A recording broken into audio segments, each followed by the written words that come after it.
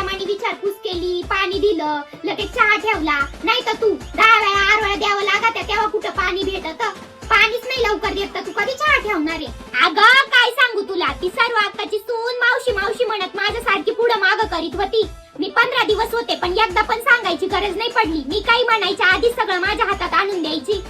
बाई खरंच ना, लई चांगली सर्व अक्काची सून. रोज रात्री माझ्या हातपाय दाबून द्यायची, माझ्या केसांची मालिश करून द्यायची. पण इथं कोणाला सांगणार आहे मी? तुला तर एवढं काही काम सांगितलं का लगेच तोंड वाकडं करीती.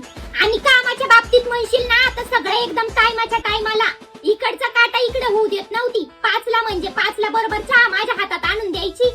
इथं तर पार जेवणाच्या वेळेला चहा घेऊन येते तू. मी इकडे यायला निघाले तर सर्व अक्काची सून पार रडायला लागली.